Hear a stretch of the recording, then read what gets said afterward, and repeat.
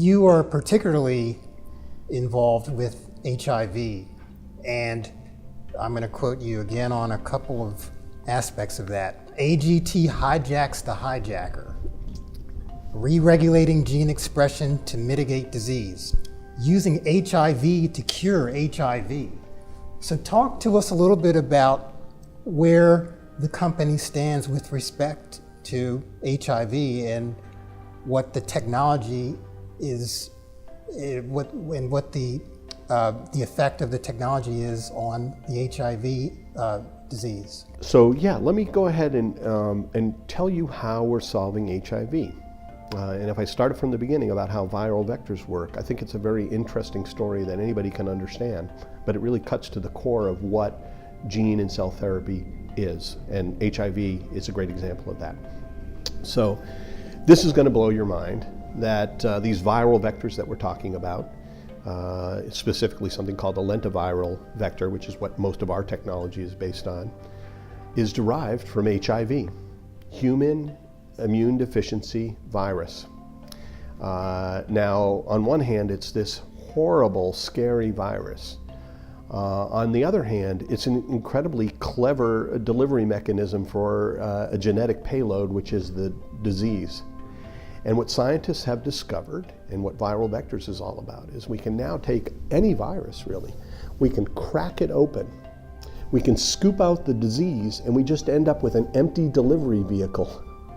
It still has that same ability to install genes into your cells, but it's no longer carrying a disease. So HIV is an HIV. That's why we call it a lentivirus. It's basically the delivery capability of HIV with AIDS erased.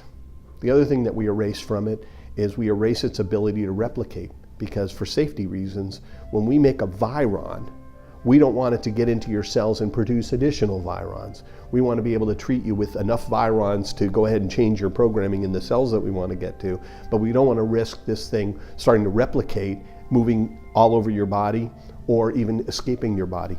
You could, potentially start a new virus that way. So this is extremely safe, what we're doing. We're modifying HIV so that there is absolutely no way that you could get AIDS from it, and that there's no way that it could create a new disease. But we're preserving everything in it that allows us to go in there and implant new genes in your DNA, just like HIV does. Well, what kind of genes can we put in there? We could just put in a gene that you're missing. There's a lot of diseases out there that just boil down to that you're missing some enzyme or some protein that is made by a specific gene in your DNA, and that gene in you is defective. We call those autosomal disorders. They're usually inherited diseases. You just have the inability to make this particular protein, and it could be something really inconvenient, like or mildly inconvenient, like lactose intolerance, or it could be something really serious like hemophilia or beta thalassemia or phenylketonuria, things where it's a huge painful disease to have, sometimes even deadly. So, but it all boils down to the same thing, that you've got a gene that isn't doing what it's supposed to do. Well, what's the simplest application of having this delivery vehicle, right, that can deliver anything? We just go ahead and get one of those genes, pop it into our empty stealth bomber of a hollowed out HIV capsule, piece it together. We have to replicate these things. That's our manufacturing process. And then we go ahead and treat cells in your body. And guess what? You start making that gene product. And if you now have the enzyme, or you now have that protein, that disease might go away. That's the theoretical basis of what we're doing. Now, these genes that we put in there could be genes that we turn on, like I just described to you, but they can also be genes that are synthesized to make what are called short interrupting RNA, siRNA. What those things do is they can bind with the messages from genes that you do have and effectively shut down those genes. So we're not cutting that gene out. Let's say you've got a gene that's driving a disease state. Cancer is actually oncogenes that are turned on. We could shut off that oncogene by putting an siRNA to that oncogene message, and effectively it turns off that gene. So essentially, within this delivery capsule, we can put something that either turns on a gene, upregulates a gene, or turns off a gene, downregulates a gene. So we can edit your gene expression, and it's incredibly powerful. So we can shut off things that shouldn't be firing, like oncogenes, or we can turn on things that should be firing, like the phenylalanine hydroxylase that you need to have so that you don't develop the disease phenylketonuria. This brings us to HIV. So what is HIV? It's AIDS genes that are implanted in your cells. And this is where originally I got the idea that, maybe that delivery capsule, since it can downregulate genes, could we downregulate those HIV genes? I asked one of our PhDs and he was like, sure, why not?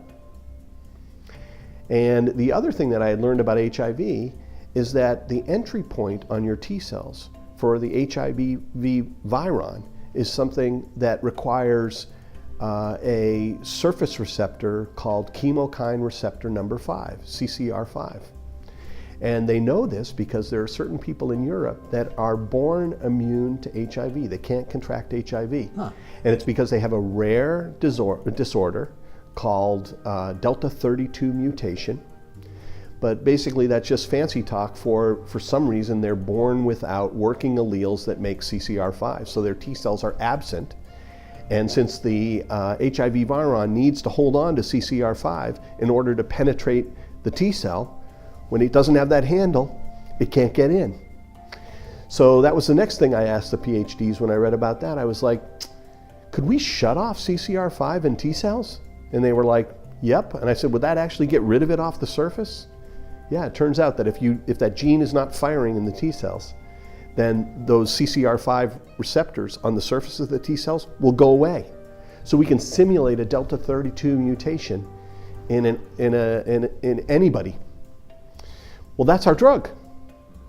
We shut off the HIV genome by downregulating conserved regions of HIV. So if a cell that we go into has HIV, it can no longer function. So it can't make more HIV virons. And then, even if there are cells in your body that are making HIV virons, they can't get into T cells. So what we do is we take out a little bit of your blood, actually only a half a liter, or even less than that, 400 milliliters of blood. We do what's called a leukapheresis, and that is we strain for all of the T cells. Then we amplify. It turns out that even if you've never been exposed to HIV, you have HIV-specific T cells that are waiting around, like a flu T cell or a cold T cell that you've never seen the flu or the cold. It's waiting around because you have this infinitely diverse set of T cells that are prepared for almost anything. And so we take out those T cells and we amplify them so we have more of them, and then we treat them with our lentiviral vector to erase the CCR5 off the surface so they can no longer be penetrated by HIV. So why is it that HIV ends up taking over your body? It's really simple. The T cell that was designed to wipe out that HIV viron, while it's trying to eat that viron, the viron infects the T cell. It becomes the beachhead for the infection because, in fact, that T cell, now having been excited, goes back to your lymph nodes and replicates. That spreads HIV all over your body. Now it can take its time taking over the rest of your T cell population. Now, if we go ahead and we take somebody that is well controlled on antiretroviral therapy, guess what? They have HIV-specific T cells again. So you would say, well, why aren't they immune to HIV at that point then, if they've got T cells that are all ready to go? Well, as soon as you withdraw that antiretroviral therapy, one of those T cells will meet a viron, and the viremia will rebound within 21 days is the normal rebound. And why is that? Because that viron will just reinfect that HIV T cell. It'll deplete those HIV-specific T cells again. It'll utilize that T cell to spread around the body, and it'll completely reinfect the patient. So we take these people that are well controlled on this antiretroviral therapy. They have those HIV T cells, and we've tested this. We know that they have them. We already have blood in our labs where we're processing the blood, and we're able to get them to a critical mass of HIV-specific T cells that are impenetrable by the HIV viron, and they are therefore rendered immune to HIV for life. That's the HIV cure in a nutshell. And it all comes down to the fact that we can downregulate the HIV genes, and we can down-regulate the CCR5 gene, and we can reprogram these T cells to be impenetrable to HIV, and we can remove the one advantage that HIV used to have over your body. Now, is that conceptual revolution that you dreamed up and came up with specific to HIV, or is that replicable theoretically to other diseases? It's absolutely applicable to other diseases. Now, of course, when you look at AGT's platform, we have the HIV project, which is in infectious disease. We believe that there's a whole bunch of different infectious diseases that can be treated this way. We might go after hepatitis B or HPV, Ebola, Zika. I mean, there are a lot of different ways that we can enhance the immune system in a safe way, where we could render you immune to certain infectious diseases. So we think that that's got a future. But HIV is already a big accomplishment in that area, and that's going to prove out sort of the whole platform. But the platform, there's more to it, because our ability to re-regulate genes also works in these autosomal disorders. You know how many incurable autosomal disorders there are out there? Somewhere between 7,000 and 10,000. Did you realize that 21% of the morbidity in the healthcare system is attributable to these monogenic diseases?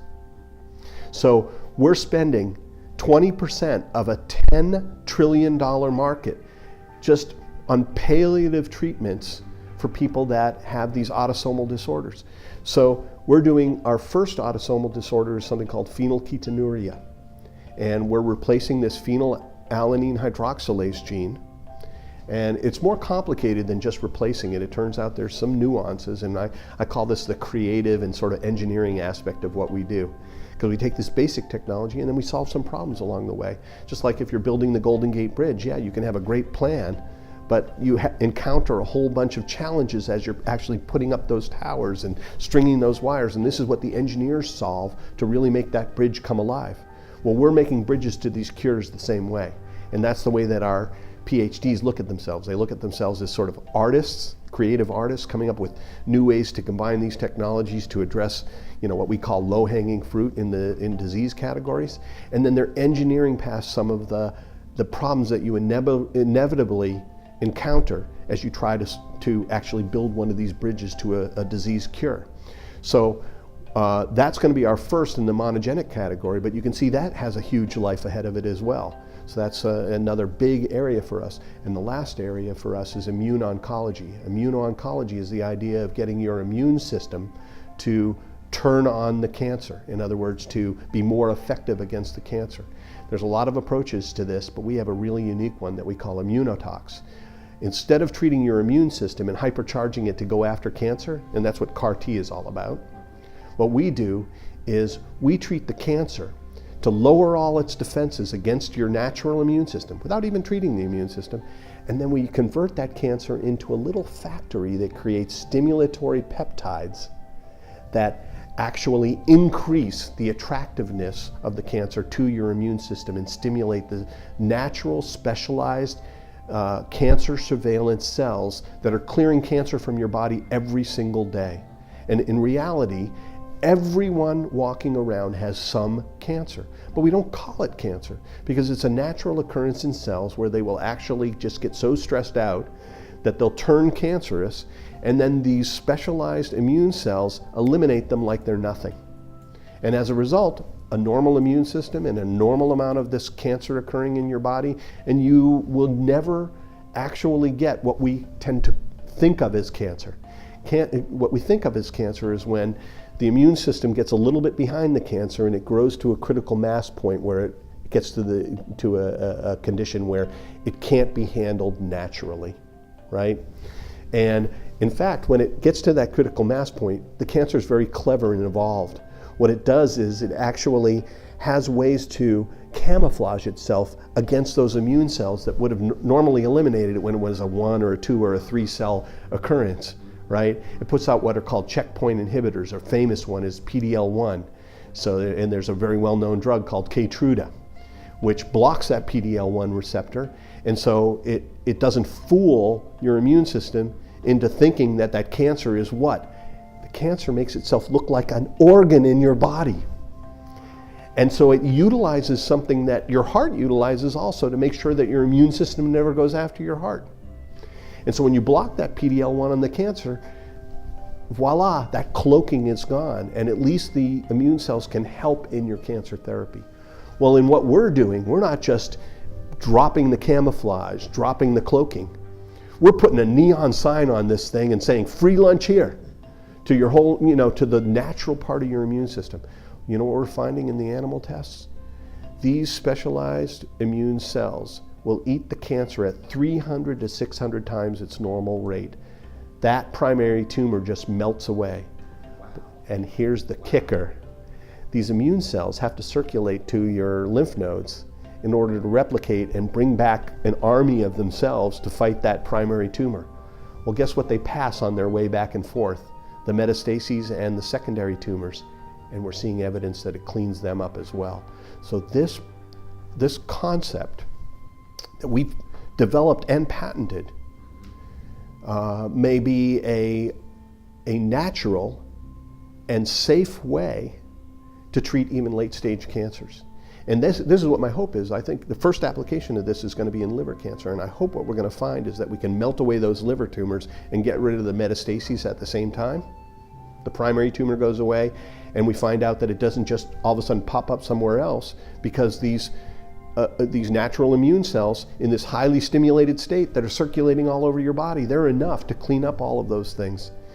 And as a result, you might get 5 extra years of life out of maybe a $100,000 treatment that formerly $100,000 would have only bought you a month or two.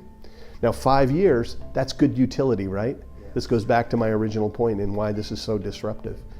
Now, people watching this program are going to want to know how quickly to market are these technologies. And in terms of clinical trials, talk to me about the clinical trial timeline for the HIV aspect and for some of these other diseases that AGT is working on.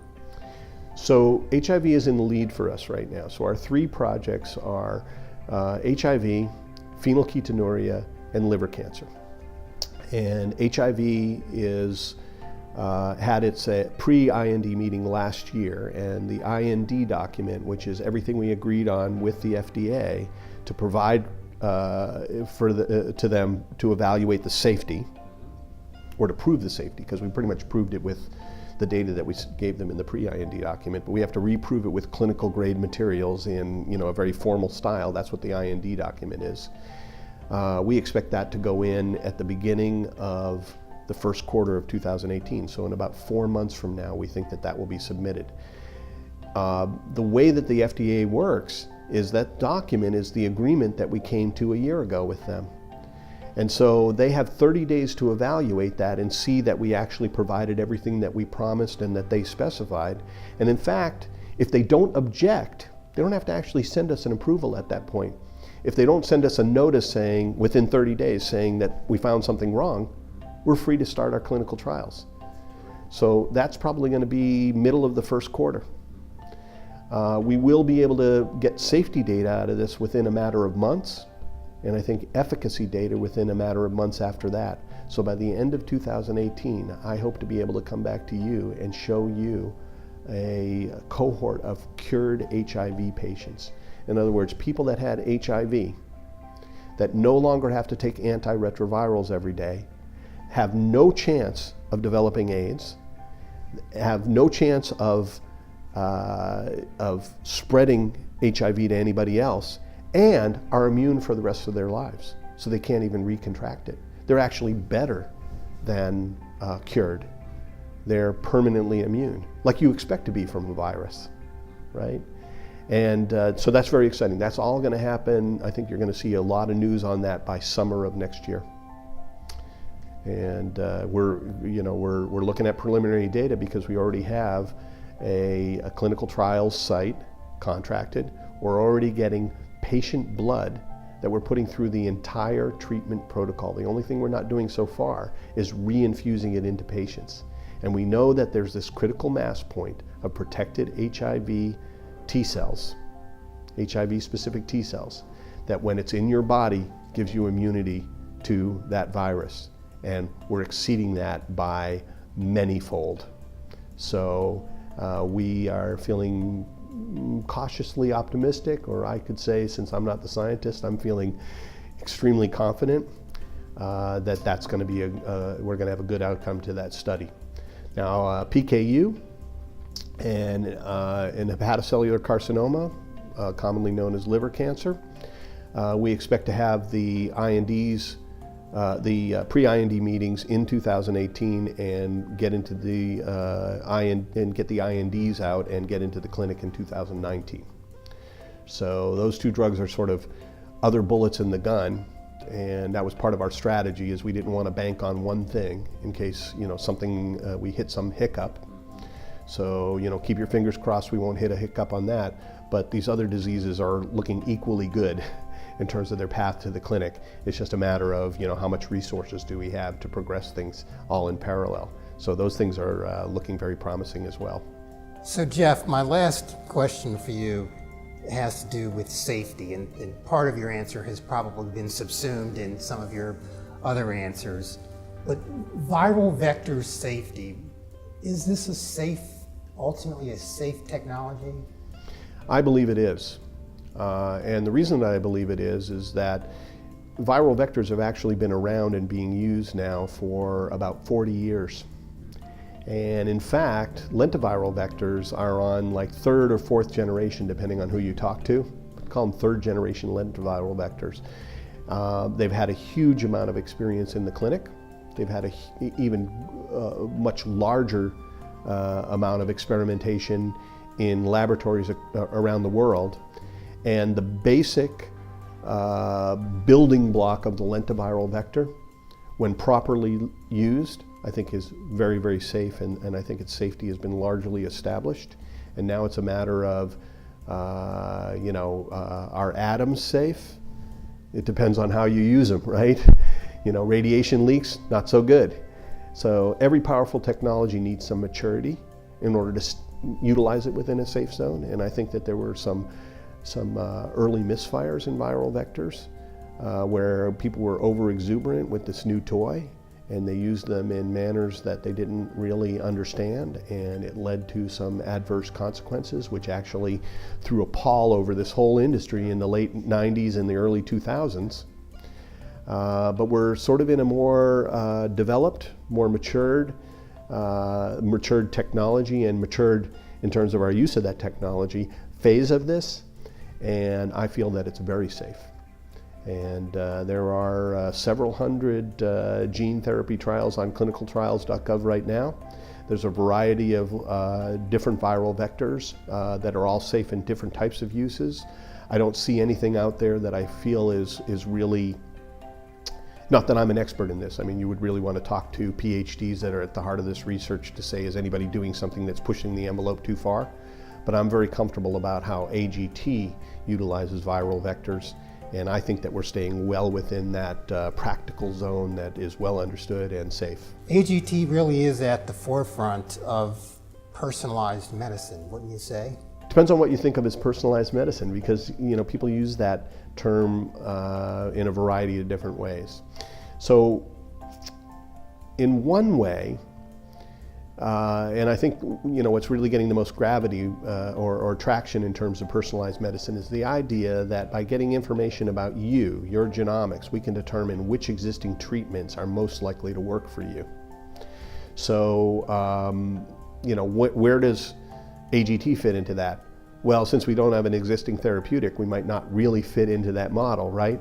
But I think that what you're going to see is coming out of this whole revolution in big data and genomics, you're going to find a lot more information about the underlying drivers of disease, which we can action on viral vectors, and we can start to create new therapeutics, right?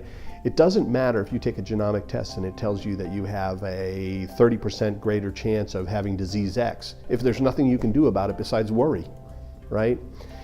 The key to really actioning this whole idea of, genetic medicine, of personalized medicine in my mind, is this amazing geometric growth that I expect to see in therapeutics that are based on re-regulation of genes and editing of genes, and and really all of the genetic technologies that we're at the forefront of, but still really at the beginning of a road of discovery and development that really will ultimately make what we're doing right now look pretty crude.